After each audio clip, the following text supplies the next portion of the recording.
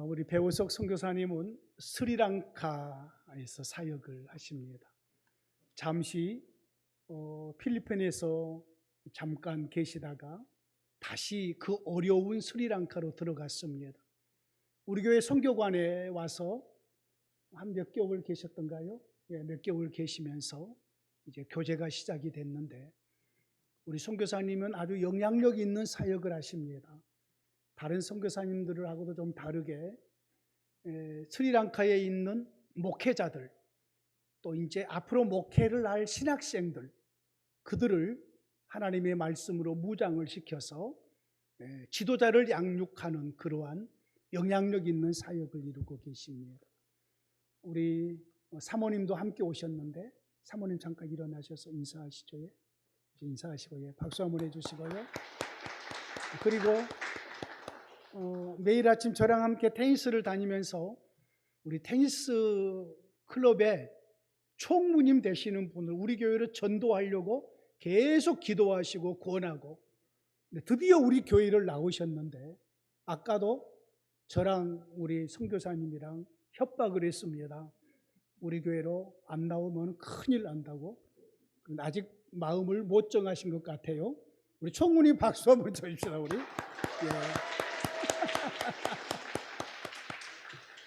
이종혁 총무님이신데 아주 성실하시고 귀하신 분이십니다. 이제 우리 배우석 선교사님 나오셔서 말씀 선포해 주시겠습니다.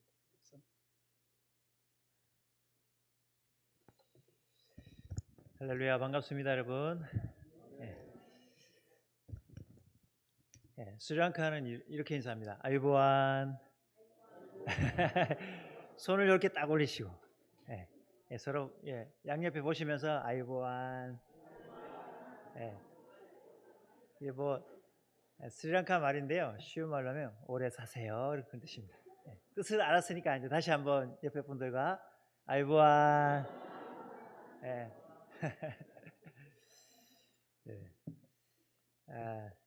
제가 스리랑카에서 사역한 지는 한 8년 정도 됐습니다. 여러분, 스리랑카가 어딘지 아세요? 옛날 우리 여기 어르신들은 그 스리랑카라는 나라인보다는 그 실론이라 하시면 잘 기억하실 거예요. 실론. 우리나라 6.25 전쟁 때 이 나라가 참전했어요. 그때 우리나라보다 훨씬 잘 살았던 거죠. 근데 이 나라는 좀 우리나라처럼 좀 슬픈 역사를 가지고 있습니다. 우리는 겨우 일제 이제 30몇 년 이제 식민지 생활했지만, 이 나라는 서구 열강 450년, 포르투갈, 네덜란드, 영국 이렇게 차례로 450년 동안 식민지 지배를 당했어요. 그러다가 우리나라가 독립하던 그 해에 이 나라도 마지막 영국으로부터 독립을 하게 됐어요.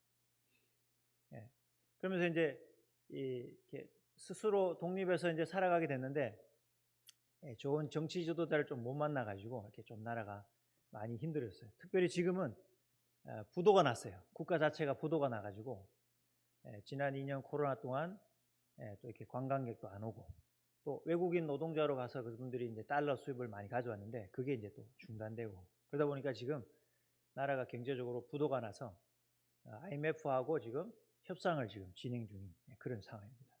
그래서 오전에 전기 3시간 끊기고, 오후에 전기 3시간 끊기고, 기름은 제가 한 5개월 전에 갔을 때는 한 3일 정도 주유소 앞에 이렇게 줄 서서 3박 4일 정도 대기해서 기름 한번 넣고, 지금은 이제 좀 제도를 달리 바꿔가지고 차를 한 대 소유한 사람 앞에 그 QR 코드를 적용해서 일주일에 20리터를 주유해주는 그런 상황 속에 있습니다. 여러분 잘 생각해 보시면 포르투갈이라는 나라 빼고 네덜란드하고 영국은 기독교 국가예요. 기독교 국가가 이 나라를 수백 년 지배했는데 그런 복음의 영향력을 행사하지 못한 것 같아요. 착취하고 수탈하고 그러기에 급급했던 것 같아요. 우리나라는 진짜 감사하게 이 선교사님 들어와서 이제 선교 100년이 이제 넘어가는데 이렇게 복음화되고 또 하나님의 말씀을 또 전 세계에 전하기 위해서 지금 전 세계 수만 명의 한국 선교사님들이 250개 국가 중에 안 나가 있는 나라가 거의 없대요. 가장 추운 나라에도 가 있고 가장 더운 나라에도 가 있고 또 가장 못 사는 나라에도 나가 있고 또 지금 상황이 거꾸로 돼가지고 영국, 이런 캐나다, 미국 이런 나라들이 우리한테 복음을 전해줬던 나라들이 지금 거꾸로 복음을 잃어버리고 있어요. 그래서 한국 선교사님들이 영국, 유럽, 캐나다, 미국으로 거꾸로 복음 전하러 선교사로 나가 계신 분이 많습니다. 참 우리나라는 복이 많은 것 같아요. 복음을 받아들이고 100년 만에 우리 대한민국 국민이 가지고 있는 이런 어떤 이 말씀에 대한 어떤 뜨거움이 이 하나님 앞에 온전히 사로잡혀서 지금 주님이 다시 오실 때까지 하나님 앞에 쓰임받는 그런 국가가 아닌가 저는 그렇게 생각합니다. 할렐루야. 감사한 것은 우리 또감사교회가 선교에 굉장히 힘을 쓰고 있는 걸 제가 알아요. 제가 또 여기 와서 한 몇 개월 살았는데 너무 감사하게 잘 지냈어요. 이렇게 교회가 그 존재 이유가 말씀, 예배, 교제 그리고 선교예요. 선교 안 하는 교회는 성경적인 교회가 아니에요. 사실 교회라 그러면 선교가 반드시 그렇게 나올 수밖에 없습니다.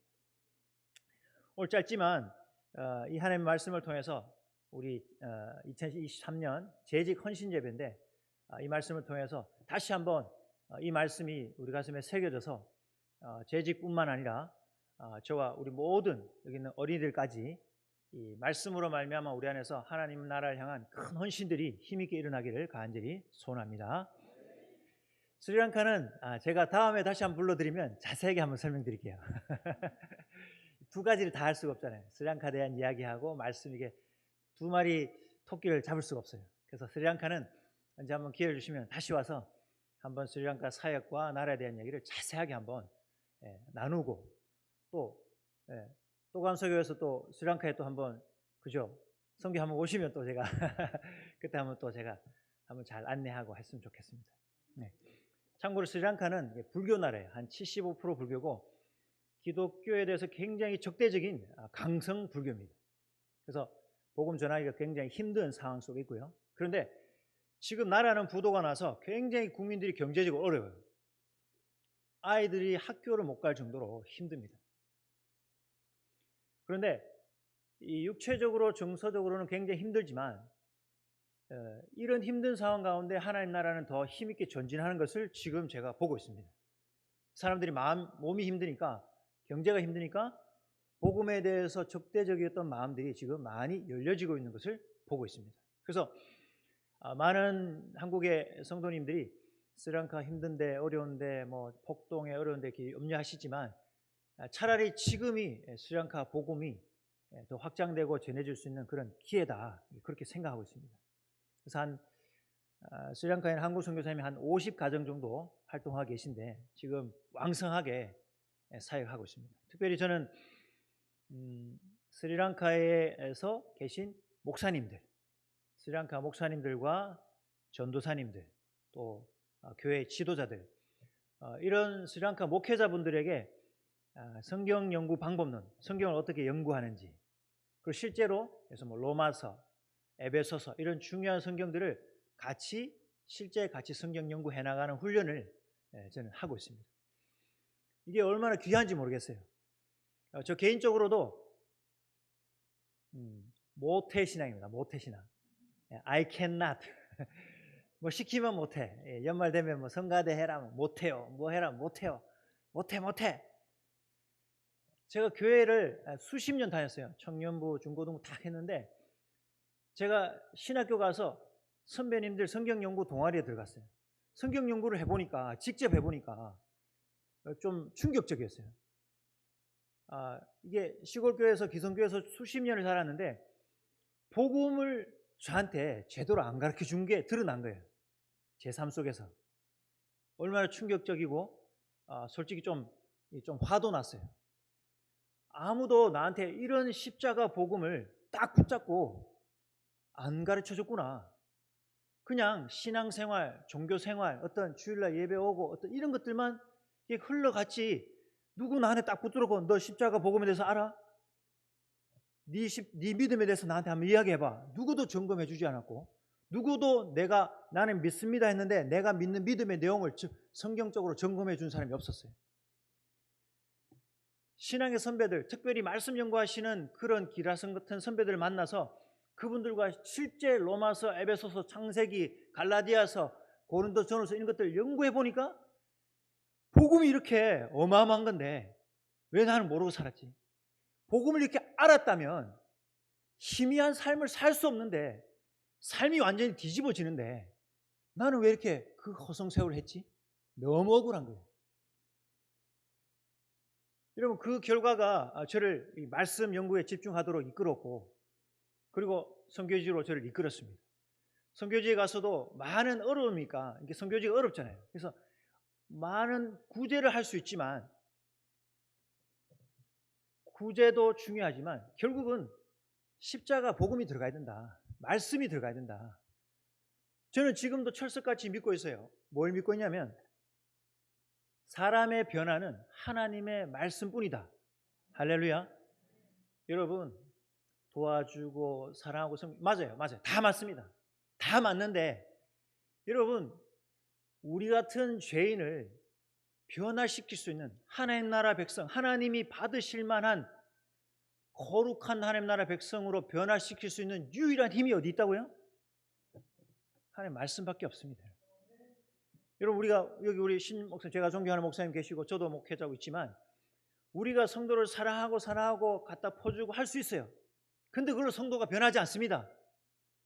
붙잡아 놓고 로마서 가르치고 에베소 가르치고 고린도전서 가르치고 창세기 가르치고 하나님의 말씀을 딱딱 가르쳐야, 말씀을 가르칠 때 말씀을 통해서 성령이 역사하셔서 그 사람이 변해요.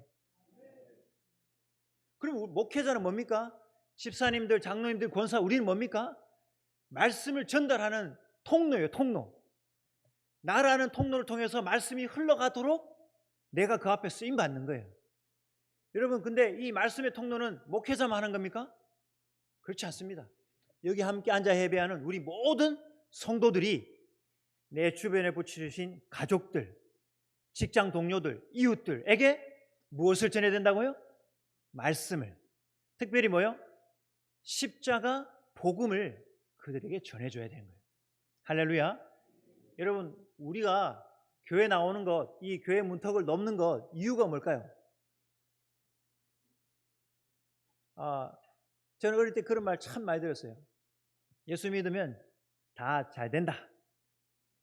잘 되긴 뭐가 잘 돼요? 여러분, 예수 믿고 다 잘 되기만 했습니까? 예수 믿으면 암이 안 와요? 예수 믿으면 사업에 실패가 안 와요? 그렇지 않습니다, 여러분. 예수 믿어도 암도 오고 교통사고도 오고 자식도 안 되는 수많은 것들이 다 옵니다. 근데 예수 믿는 사람과 안 믿는 사람 차이가 뭐죠? 안 믿는 사람은 왜 나한테? 왜 나만? 근데 예수 믿는 사람이 그런 어려움을 당하면 어떻게 됩니까? 주님 감사합니다. 할렐루야. 제 고백에 동의 안 하십니까? 주님 감사합니다. 여기 또 감사교회인데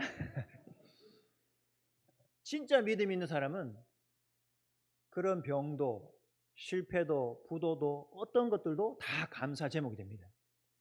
왜냐하면 이 성경의 십자가 복음의 진리가 고난을 통해서 우리의 믿음이 더 깊어지고 견고해지고 이 순도가 높아지기 때문에 그래요. 할렐루야. 그래서 여러분, 고난 없는 신자의 삶을 부러워하지 마십시오. 그 가짜예요.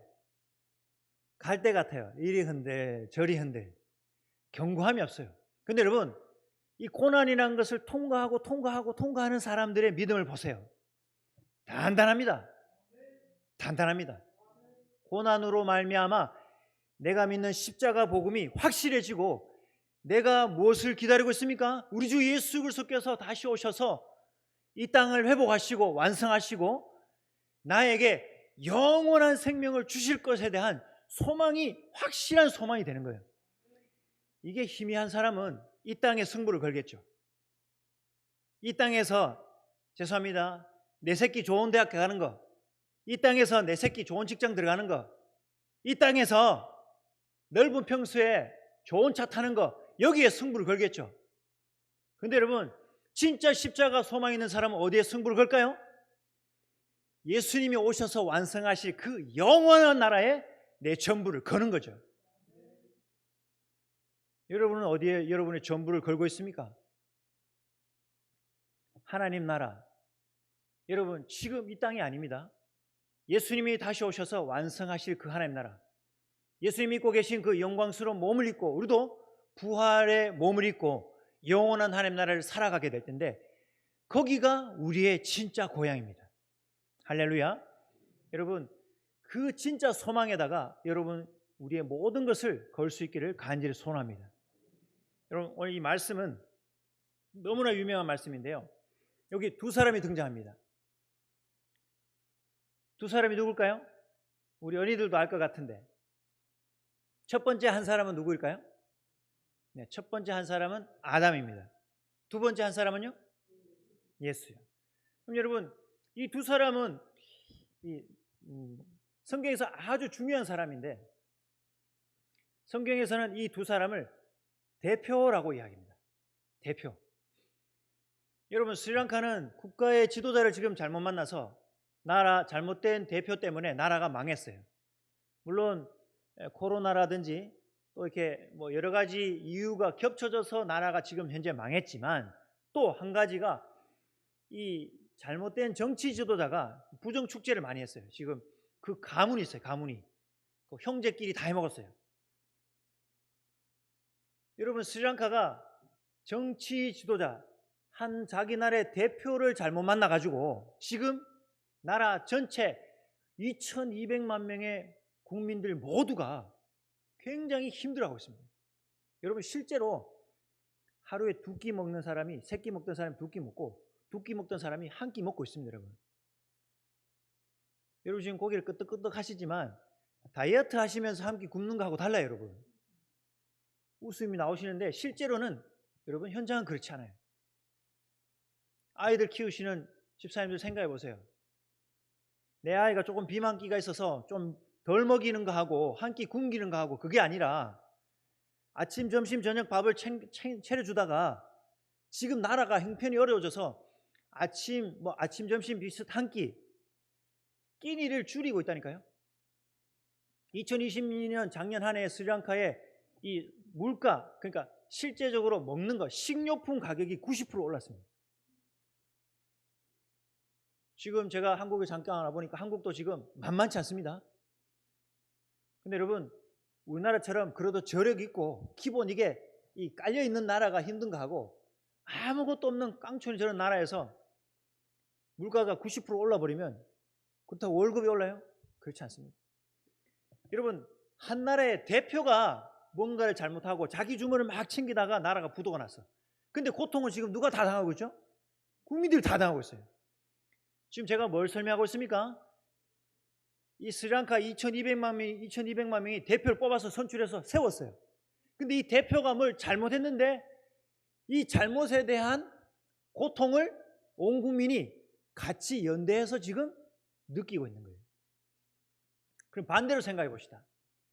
대통령이 코로나 왔고 뭐 관광객 안 오고 이런 어려움이 있었지만 정말 청렴하게 나라 살림을 잘 살았더라면 지금 어떻게 될까요?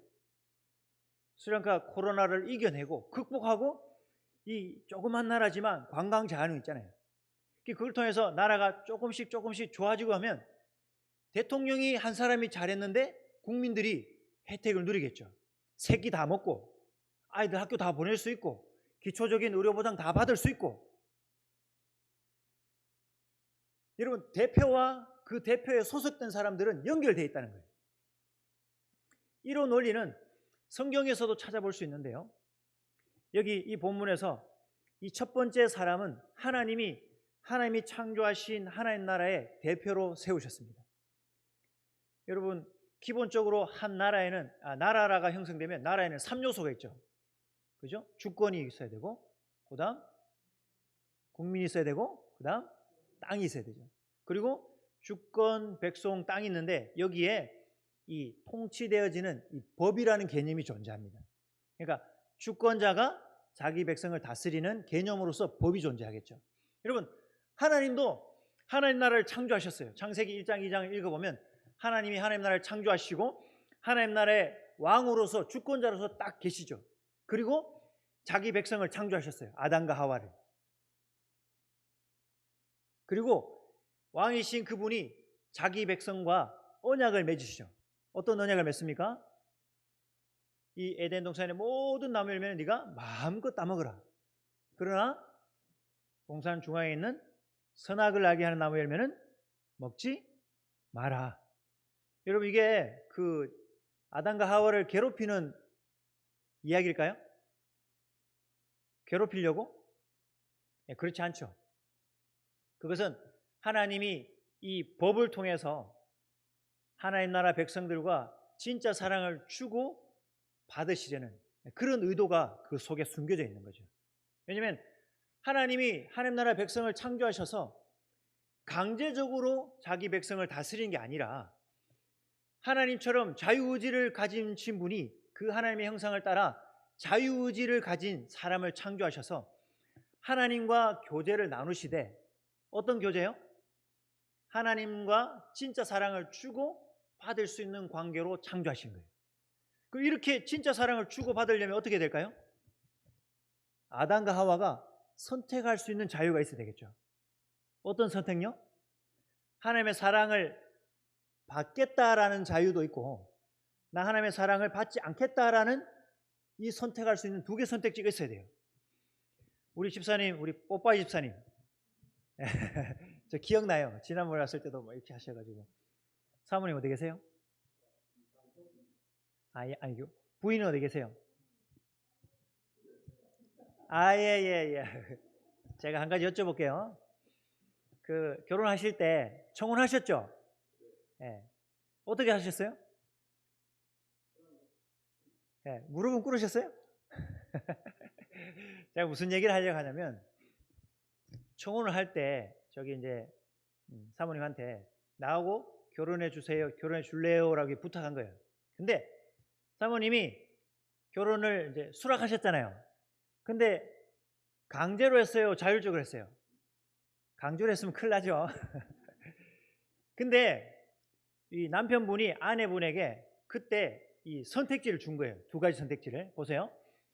예, Would you marry me? 그러니까 나하고 결혼해 주세요라고 할 때 나한테 결혼하겠다고 나한테 결혼할 수도 있고, 형제님이 진짜 좋고 믿음이 좋아 보지만 내가 생각한 사람은 아니에요, 형제님. 정말 죄송해요 하고 집사님이 떠날 때 그 떠날 수 있는 자유도 준 거죠, 그죠?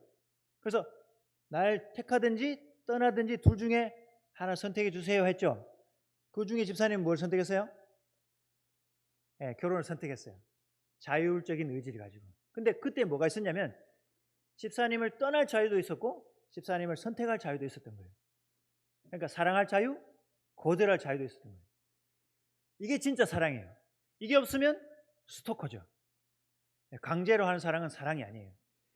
하나님이 우리를 창조하셔서 선악을 알게 하는 나무의 열매를 따먹지 말아라고 법을 주신 이유는 뭐냐면, 그리고 그 다른 동물들과 다른 피조물들과 달리 선택지가 있었다는 것은 하나님과 진짜 사랑을 주고받을 수 있는 그런, 두 분이 지금 하고 있는 사랑, 자율적인 사랑, 하나님의 사랑 받고 또 자유의지를 가지고 하나님의 사랑에 반응할 수 있는 것을 하나님이 원하셨기 때문에 하나님이 아담과 하와에게 선악을 알게 하는 나무의 열매를 따먹을 수 있는 자유와 그것을 하나님의 말씀에 순종할 수 있는 자유, 두 가지를 준 거예요.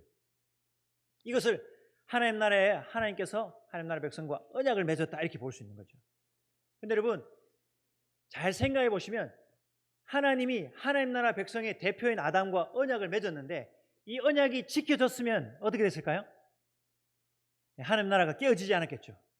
여러분, 우리가 이 땅에 응애하고 태어났는데 우리가 겪고 있는 수많은 고통의 문제들, 우리가 싫어하는 문제들, 특별히 죽음의 문제, 그리고 특별히 사랑할 수 없는 것들, 미운 거, 이렇게 자연스럽게 막 미움이 생겨나는 이런 것들, 모든 악한 것들은 다 어디서부터 왔다고요? 하나님과 아담이 언약을 지키는데 아담이 실패했기 때문에 여기로부터 다 온 거예요. 근데 아담하고 우리는 어떻게 돼 있었다고요? 성경은 뭐라고 이야기합니까?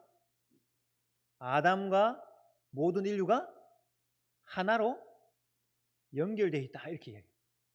아담 안에 우리 다 있었다 이렇게 된 거예요. 청년들 지도에 보면 목사님 질문인데요. 저는 그때 거기 없었는데요. 왜 자꾸 아담하고 저를 이렇게 연결시킵니까? 네 질문이 어리석다. 이리 와서 꿀밤 한 대 맞고 설명해 줄게. 앉아서 이제 성경 같이 쭉 하면 이제 이해를 하고 돌아가요. 아담 안에 우리 모든 사람이 있었다. 하나님이 이 모든 사람들 인류가 이렇게 태어나기 전에 모든 인류의 대표로 아담을 세우셨던 거예요. 그래서 아담이 실패하면 우리 다 실패. 아담이 그 언약을 지키면 성공하면 모든 사람이 성공하는 것처럼 하나님이 일하시는 방식이에요. 그것을 하나님 왜 그렇게 일해요? 이렇게 하면 할 말 없어요. 왜요? 제 얘기가 아니잖아요. 성경의 얘기잖아요. 성경에 하나님께서 세상을 창조하시고 우리를 창조하신 하나님이 이런 방식으로 일하신다라고 성경에 기록되어 있는 거예요. 우리에게 이해를 구하지 않습니다. 양해를 구하지 않습니다. 선언하시고 선포하시는 거예요. 나는 이런 하나님이야. 나는 이렇게 일해. 근데 여러분 알다시피 아담은 하나님과 언약을 지키는데 실패했고 그 약속이 깨짐으로 말미암아서 이 모든 이 피해를 아담 안에 있는 모든 인류가 우리가 다 겪게 된 거죠. 대표적인 것이 죽음의 문제입니다. 그리고 또 큰 문제가 뭐죠? 하나님은 하나님처럼 우리가 서로 살아가면서 삼위일체 하나님이 그 신비한 연합 가운데 신비한 섬김과 하나됨과 서로 사랑하심, 이 신비하신 삼위일체 하나님의 형상을 따라 사람을 창조했어요. 아담과 하와도 이렇게 따로 만들지 않았죠? 아담을 만들고 갈비뼈를 빼서 만들었어요. 보자마자 이는 내 뼈 중에 뼈요 살 중에 살이다. 그러니까 태생 자체가 딱 서로 보면 서로 사랑할 수 있는, 깊이 사랑할 수 있는 그런 존재로 하나님이 하나님 나라의 백성을 만든 거예요. 생각해 봅시다 여러분. 아담이 그 하나님과 언약을 지키는데 실패하지 않았다면 거기서 자손들이 쫙 태어났어요. 그리고 우리가 타임머신을 타고 그때 돌아가 봅시다. 우리 신년 목사님과 사모님이 아담과 하와예요. 예를 들어서 언약을 지켰어. 목사님이. 와 대박. 근데 목사님과 사모님으로부터 이제 자손이 요만큼 태어났어요. 요만큼. 지금 한 100명 된다 칩시다. 근데 여기 100명이 하나님이 아담이 우리의 대표이신 신목사님이 하나님과 언약을 딱 지켰어. 근데 거기서 태어난 요 100명이 서로 어떻게 살아가냐면 목사님하고 사모님이 서로 깊이 한 몸을 이루고 서로 사랑하면서 살아가는 것처럼 여기 요 100명들이 서로 그렇게 살아갈 수 있도록 되는 거예요. 여러분 그게 원래 하나님 꿈꿨던 거예요. 여러분 생각해 보세요. 지금은 딱 그게 딱 제한되어 있는데 그게 뭐냐면 부부관계야. 딱 제한되는데 그게 가족관계야.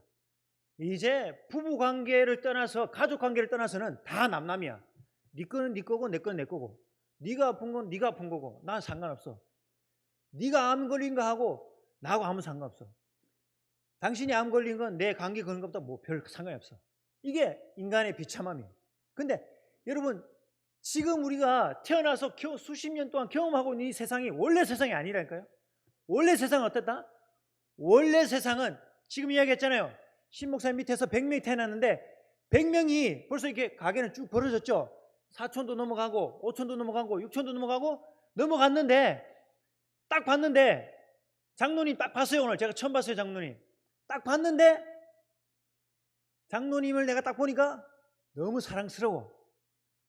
장로님 사랑합니다. 네. 장로님도 날 딱 봤는데 너무 사랑스럽고 예쁜 거야. 이 지금 어색하죠, 그죠? 이 우리의 죄성 때문에 그래요. 굉장히 어색한데 이게 우리의 죄 때문에 그래요. 원래는 안 그랬다니까요. 여러분 지금 부부 관계를 생각해 보세요. 그죠? 오빠 집사님 맞죠? 예. 네. 두 분의 관계를 생각해 보세요. 예를 들어볼까요? 집사님 어디 출장 갔어 혼자. 미국 갔다 칩시다. 그랜드 캐니언 갔어요. 탁 있는데 막 또 저녁에 막 맛있는 밥도 나왔어요. 뭐 끝내주는 게 있고 막 밥도 막 끝내줘. 근데 혼자 집사님. 그때 어떤 생각 하실까요? 그때 어떤 생각이 나실까요?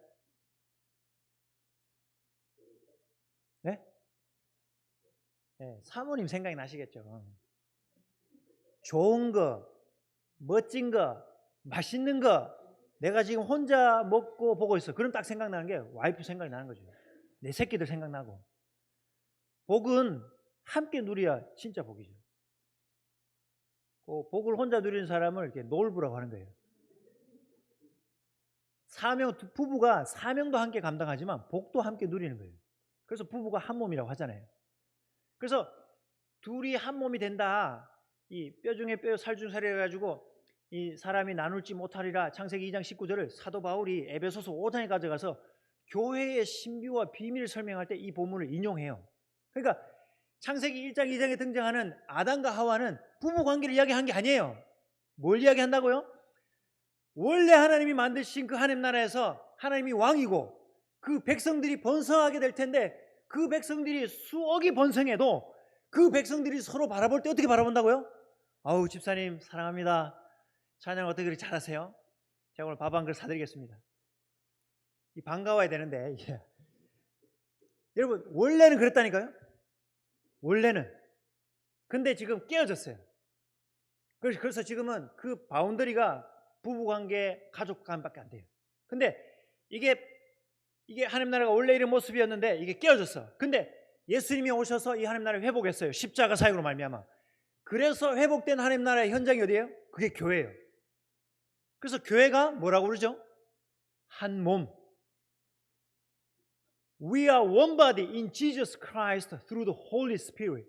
우리는 예수 그리스도 안에서 성령으로 말미암아 한 몸입니다. 할렐루야. 여러분, 교회가 하나님 나라의 새 언약 백성이에요. 여러분 구약에 이 이스라엘 백성들 나오죠. 아담으로부터 한 구약의 모든 이 이스라엘 백성은 하나님 나라의 옛 언약 백성이에요. 이 아담 때문에 이 저질러진 그 모든 것들을 고스란히 다 이 경험하게 된 거죠. 근데 하나님이 꿈꾸셨던 설계하셨던 그 하나님 나라를 아담의 불순종으로 말미암아 아담의 언약을 못 지킴으로 말미암아 깨어졌는데 그래서 포기하지 않고 가르없지 않고 하나님이 하나님 나라를 회복시켜 주시겠다. 그 약속을 언약이라고 하는 거예요.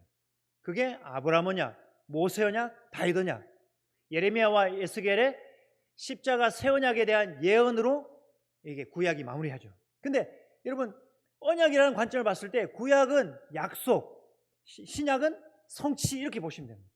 하나님이 성경 이게 전체가 구약과 신약이잖아요. 근데 구약을 어떻게 보시면 됩니까? 하나님의 약속의 내용. 신약은 뭐죠? 하나님의 약속이 성취된 내용. 그러면 하나님의 약속의 내용이 핵심의 내용이 뭐다? 하나님 나라를 회복시켜 주겠다. 할렐루야. 그 하나님 나라가 회복된 게 뭐라고요? 교회예요. 교회. 할렐루야. 그래서 우리는 하나님 나라의 새 언약 백성인 교회가 된 것입니다. 할렐루야. 여러분 이 교회가 어떤 모습으로 살아갈 수 있습니까? 한 가지 예를 들고 설명하고 말씀을 마무리하고자 합니다. 여러분 아담 안에서 우리는 아담의 모든 죄를 물려받았습니다. 원죄를 물려받고 우리의 자범죄가 있습니다.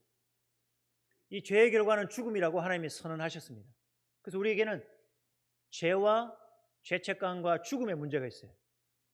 그런데 또 한 가지가 뭐냐면 하나님이 의로우신 하나님 나라를 만드시고 의로운 존재로 아담을 만드셨어요. 그러니까 하나님 나라는 이게 보세요. 의로우신 하나님이 의로우신 하나님 나라를 만들고 의로운 사람을 만들어서 거기 두신 거예요. 이해되세요? 그러니까 하나님 나라는 의의 나라다 이렇게 보는 거예요. 더 쉬운 말로 하면 하나님의 나라는 거룩한 나라다. 거룩하신 하나님이 거룩하게 사람을 창조해서 거기 두신 거예요. 그래서 어떻게? 거룩한 사랑을 주고 받고. 이게 하나님 나라의 원형이에요. 원형. 근데 이게 깨졌어요.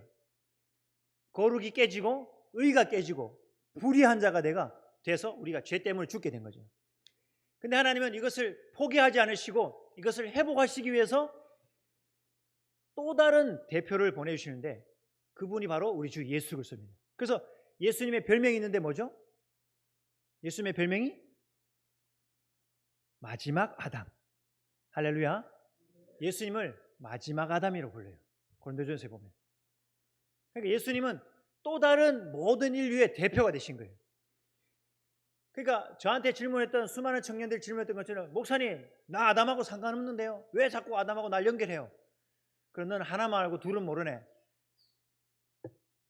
아담하고 연결된 이야기가 우리한테 불쌍한 이야기고 굉장히 슬픈 이야기다. 근데 네가 뒷이야기를 알면 앞에 이야기가 그렇게 슬프지는 않을 거다. 그러면서 불러서 뒤에 앞에 이야기에 연결해서 뒷이야기까지 다 복음을 설명해 주면 애들이 이해해요. 청년들은. 여러분 뒷이야기가 뭡니까? 하나님은 우리가 이 죄의 절망 가운데 버려두시지 않으시고 우리를 죄에서 건지셔서 하나님 나라에 다시 들여보내주시기 위해서 새로운 인류의 대표를 보내주셨다. 누구? 예수 그리스도. 참 하나님이시면서 참 사람이신 예수 그리스도를 이 땅에 보내주셨다. 근데 그분은 어떻게 오셨습니까? 첫째, 죄가 없이 이 땅에 오셨습니다. 둘째, 죄를 이기시는 삶을 살았습니다. 죄를 짓지 않으셨습니다. 여러분 예수님이 십자가 사역을 한번 봅시다. 아담이 불순종했기 때문에 아담 안에서 우리는 모두 죄와 죽음에 빠졌다면 예수님이 어떤 분인지를 살펴봅시다. 예수님은 죄가 없이 왔어요. 그리고 죄를 짓지 않았습니다. 그리고 또 한 가지, 예수님은 아담처럼 언약을 지키는데 실패하는 게 아니라 여러분 십자가에서 하나님과 예수님이 새 언약을 성취하셨어요. 할렐루야. 여러분 십자가, 여기 십자가 없네요. 십자가를 그냥 어떤 형틀, 처형의 장소로만 보지 마시고 십자가가 어디냐면 하나님과 우리의 모든 인류의 새 인류의 대표이신 마지막 아담이신 예수 그리스도가 새 언약이 성취되는 곳이 어디다? 십자가다. 예수 그리스도의 십자가 죽으심과 부활과 승천하셔서 주되심, 이 예수님의 죽음과 부활 승천이라는 십자가는 하나님과 마지막 아담이신 예수 그리스도의 새 언약이 성취되는 장소가 바로 십자가입니다. 할렐루야. 여러분 예수님이 십자가에 죽으신 것은 우리가 하나님 앞에 받아야 될 그 벌을, 형벌을 대신 받으신 죽으심입니다. 그래서 우리는 그것을 예수님의 십자가 형벌 대속적 죽음이라 이렇게 이야기해요. 할렐루야. 여기는 우리가 잘 알아요. 예수님이 내 죄 때문에 죽었다. 그래서 예수님이 내 죄의 문제를 해결했다. 근데 여러분 우리가 죄의 문제가 해결되면 하나님 나라에 들어갈 수 있습니까? 반쪽이에요. 반쪽. 또 뭐가 필요하냐면 하나님 나라에는 거룩한 나라, 의로운 나라이기 때문에 죄인은 들어갈 수가 없어요. 그런데 죄 문제가 해결됐다는 것은 또 무엇을 의미하냐면 하나님의 말씀에 순종함으로 말미암아 의롭다고 인정받은 사람만 하나님 나라에 들어갈 수 있어요. 근데 여러분 로마서 3장 10절에 의인은 없는데 한 사람도 없다. 만약에 의인은 별로 없는데 한 명, 두 명 있다, 한 명 있다 하면 또 여기 나는 그 한 명쯤에 들어갈까 이렇게 이야기해요. 근데 한 명도 없다 그래요. 그런데 여러분 성경을 통해서 인류 역사 가운데 사람 중에 딱 한 명 의인이 있는데 그게 누구죠? 바로 우리 주 예수 그리스도. 근데 여러분 예수님이 그냥 의인이 아니라 왜 어떻게 의인이 되셨냐면 하나님이 아담에게 주셨던 그 선악을 알게 하는 나무의 열매, 그 하나님 나라의 첫 번째 율법, 선악과 규례, 그리고 이스라엘 그 옛 언약 백성들이 주었던 율법 있잖아요. 그것을 예수님이 사람으로 사시면서 예수님이 모든, 갈라디아서 표현하면 모든 율법을 항상 다 지키신 거예요. 할렐루야. 여러분 우리는 그렇게 할 수 없어요. 하나님의 율법은 거룩하고 선하고 의롭다라고 로마서 기록되어 있는데 율법 자체는 선해요. 거룩하고 의로워요. 근데 율법을 지키면 하나님의 나라에 들어갈 수 있어요. 의롭다고. 그런데 율법을 지켜서 하나님 앞에 들어갈 수 있는 기준은 율법을 다 지켜야 돼요. 그리고 always, 항상 지켜야 돼요. 태어나서 죽을 때까지. 그런데 예수님은 태어나서 죽을 때까지 그 율법을 다 지키셨고 또 항상 지키셨고 율법의 개수로는 613가지의 율법을 다 지키셨다 이렇게 보는 거죠. 그러면 예수님이 의인으로 인정되신 사건은 뭘까요? 그것은 바로 예수님의 부활입니다. 부활. 여러분 예수님의 부활은 예수님이 의롭다는 이 증거가 되는데요. 왜 그럴까요? 만약에 저와 여러분들이 죽어서 무덤에 있으면 하나님 보실 때 이것은 공평한 거예요. 이건 하나님의 법에 맞아떨어져요. 그런데 여러분, 지금 예수님이 무덤에 누워 계세요. 하나님이 무덤에 계신 예수님 보실 때 이게 공평할까요? 공평하지 않을까요? 이게 합당합니까? 합당하지 않습니까? 합당하지 않죠. 왜요? 지금 여기 누가 누워 있습니까? 의인이 누워 있잖아요. 의인이. 그래서 하나님이 성령의 능력으로 예수 그리스도를 다시 일으켜 세우십니다. 그 예수님의 부활은 어떤 의미가 있냐면 하나님 앞에 이 예수라는 사람이 죄를 짓지 않았을 뿐만 아니라 하나님의 모든 언약, 즉 율법을 다 지키고 항상 지킨 의인으로 입증되는, 증명되는 사건이 예수님의 부활 사건인 거예요. 할렐루야. 예수님의 부활은 예수님의 칭의다. 예수님의 칭의는 믿음으로 말미암아 우리의 칭의의 근거가 된다. 할렐루야. 그래서 로마서 4장 25절에 예수는 우리가 범죄한 것 때문에 내어줌이 되고 또한 우리를 의롭다 하시기 위하여 살아나셨다. 예수님의 부활의 목적이 뭐라고요? 우리를 의롭다 하시기 위해서. 우리가 누구죠? 우리가 죄인이었잖아요. 우리가 죄인이었는데 우리의 죄값으로 예수님이 십자가에 피 흘려 죽으시고 예수님이 우리를 대신해서 거룩한 삶을 다 살아내신 후에 십자가에서 형벌대속적 죽음을 죽으시고 부활하셨는데 그 예수님의 부활이 목적이 뭐라고요? 우리에게 예수님의 의로움을 선물로 주시려고. 할렐루야. 여러분, 우리가 이 땅에 사는 동안에 우리가 아무리 노력해도 우리 스스로는 하나님 앞에 의로움을 얻을 수 없어요. 하나님이 우리 모든 사람에게 요구하는 완전한 의로움을 우리는 성취할 수 없어요. 맞습니까, 여러분? 우리는 그런 사람이 될 수 없어요. 하나님이 인간에게 요구하는 의로움은 완전한 의로움이에요. 그런데 여러분, 인류 역사 속에서 하나님이 요구하는 그 완전한 의로움을 가지신 사람이 딱 한 사람, 예수 그리스도밖에 없는 거예요. 할렐루야. 이제 말씀을 정리해 보겠습니다. 19절에 한 사람이 순종하지 아니함으로 많은 사람이 죄인 된 것. 여기 우리가 다 해당됐었습니다. 그런데 어떻게 됐습니까? 하반절에 한 사람이 순종하심으로 많은 사람이 의인이 되리라. 할렐루야. 여러분, 우리의 노력과 우리의 성취로 우리가 하나님 나라에 들어가고 의인이 되는 것이 아니라 우리의 대표가 어떤 분이었고 어떤 일을 행하셨고 어떤 삶을 살았고 어떤 죽음을 죽었고 어떤 부활을 이루셨고 어떻게 하늘을 오르셔서 지금 만왕의 왕이 되셨는가. 내 믿음의 내용을 따라서 내가 누구와 성령으로 말미암아 연합되어 있는가, 이것을 우리가 말하고 있는 거예요. 제가 아까 영어로 짧게 이야기했지만 여러분, 우리가 예수 그리스도를 믿을 때 예레미야와 에스겔의 그 새 언약의 예언의 내용이 뭐냐면 내가 마지막 날에 성령을 부어주겠다. 성령은 누굽니까? 하나님이에요. 하나님. 처음에 에덴 동산에 성령 삼위일체 하나님이 아담과 같이 있었어요. 자기 백성과 같이 있었다니까요.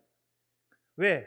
의로우신 하나님이 의로운 아담과 같이 있을 수 있죠. 의로운 하나님 나라에. 근데 아담이 불순종하는 순간 죄인이 되자 하나님은 죄인과 함께 있을 수가 없는 거예요. 그래서 떠나신 거예요. 이게 죽음이에요. 이게 영적 죽음이고 영적 죽음이 육적 죽음을 초래하는 거예요. 그런데 이런 상태로 사람을 버려두시지 않고 삼위일체 하나님 중에 예수 그리스도께서 몸을 입고 이 땅에 오셔서 아담을 대신해서 모든 인류의 새로운 대표로서 우리를 대신해서 십자가에서 우리의 모든 죄의 짐을 지시고 형벌 대속적 죽음을 죽으실 뿐만 아니라 그의 삶의 내용을 살펴보면 나를 대신해서 내가 하나님 앞에 순종해야 될 모든 율법의 말씀을 항상 지키시고, 다시 말하면 예수님이 나를 대신해서 살았다라고 볼 수 있는 거예요. 할렐루야. 할렐루야. 여러분, 이거 중요한 얘기예요. 중요한 믿음의 얘기를 하고 있습니다. 예수님이 나를 대신해서 살았다는 거 굉장히 중요해요. 교회에서 일반적으로 예수님이 나를 대신해서 죽었다는 것은 굉장히 강조해요. 근데 여러분, 균형으로 봤을 때 이게 딱 맞아야 돼요. 보통 일반 교회에서 이것만을 이렇게 강조해요. 예수님이 날 죽었다 불쌍히 계신 사람, 이것만 많이 이야기하는데 여러분, 이게 굉장히 기울어져 있어요. 예수님의 삶은 뭔데? 예수님의 삶의 의미는 뭔데? 나를 대신한 삶을 살았다니까요. 내가 이룰 수 없는 거룩한 삶을 살아내셔서, 나를 대신해서 거룩한 삶을 살아내셔서 부활하셔서 의롭다고 증명받으시고 인정받으신 그 완전한 의로움을 우리가 예수 그리스도를 믿을 때 나의 의로움으로 간주해 주신다니까요. 할렐루야. 여러분 이게 이신칭이잖아요. 우리가 이 십자가 복음을 딱 듣고 우리가 예수를 믿을 때 성령께서 우리에게 찾아오셔서 새 언약이 성취되는 거예요. 성령이 오실 때 빈손으로 오는 게 아니라 예수님의 탄생과 삶과 죽음과 부활과 주 되셔서 만왕이 되신 십자가의 모든 새 언약의 공로와 효력을 가지고 성령께서 우리에게 들어오시는 거예요. 할렐루야. 그래서 우리는 지금 성령으로 말미암아 하나 한 몸이 된 거예요. 그럼 여기 하나님 나라 새 언약 백성인데 우리가 어떻게 살아간다고요? 서로를 한 몸으로 바라보는 거예요. 이게 잘 안 돼요. 죄성 때문에 안 돼요. 그런데 여러분 우리의 현실이 어디 있습니까? TV가 들려주는 게 우리의 현실입니까? 그렇지 않습니다. 이게 청년들 지도에 보면 막 성경 이야기 막 실컷 가르치는데 청년들이 할 말, 목사님 현실은 안 그렇잖아요. 내가 뒤로 넘어갈 것 같아요. 야, 우리의 현실이 어디 있냐? 우리의 현실이 TV에 있냐? 우리의 현실이 이 세속적 가치관에 있냐? 우리의 현실은 성경에 있다. 성경이 선언한 것이 우리의 삶의 현실이 되어야 되지 않느냐? 성경이 뭐라고 선언하냐? 성령이 하나 되게 하신 것을 힘써 지키라 이렇게 해요. 여러분 우리가 노력해서 서로 하나 되는 게 아니에요. 여러분 여기는 다 예수 믿는다고 고백하는 분들이죠.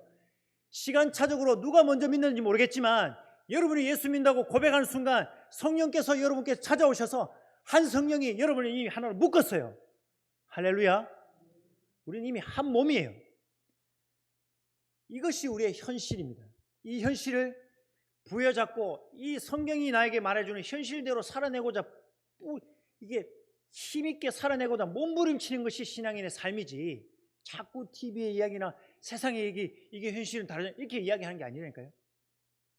여러분 우리를 대신해서 거룩한 삶을 살아내신 예수님 그리고 우리를 대신해서 십자가에 죽어주신 예수님 그 예수님의 삶과 예수님의 주되심 그리고 그분이 지금 승천하셔서 주가 되셔서 만물을 다스리시는 그 주와 하나 되어진 존재가 우리입니다.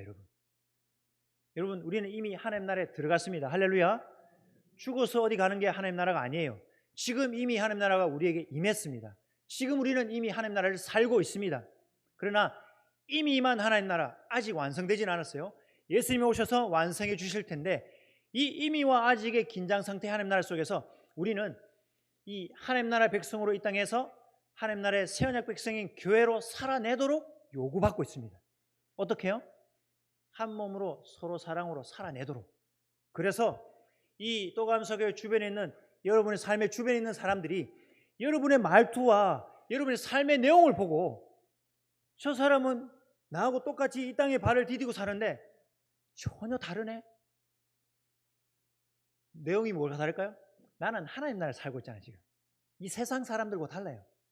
여러분의 눈빛과 여러분의 말투와 여러분의 삶의 내용이 하나님 나라 백성인 교회로서의 삶을 살아낼 때 여러분의 주변에 있는 사람들이 여러분에게 물어볼 거예요.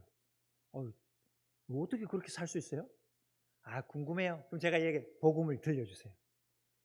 그리고 또 더 궁금해하면 제가 우리 목사님 소개시켜 드릴게요. 여러분 생각해 보세요. 그래서 그 사람이 이 교회에 나와서 목사님께 복음을 듣고 복음을 말미암아 예수님을 영접하게 될 때 그 사람들이 여러분의 면류관이죠. 영원히 썩지 않는 면류관이죠. 그게 진짜 상급입니다, 여러분. 이 땅에서 서울에 강남에 수십 평 아파트 그게 여러분 썩어요, 없어져요. 지금 보세요, 난리 났잖아요, 지금 올해 그죠? 작년하고 올해. 진짜 상급은 예수님이 오셔서 베풀어 주실 그 영원한 나라에 우리의 상급이 쌓이는 거예요. 여러분 진짜 지혜로운 사람이 되기를 원합니다. 예, 저는 이제 갑니다. 또 언제 올지 모르겠어요. 불러주시면 또 오겠지만 여러분 다시 만납시다. 언제요? 예수님이 다시 오실 때. 저는 그때 우리 뽀빠이 집사님도 기억할 것 같아요.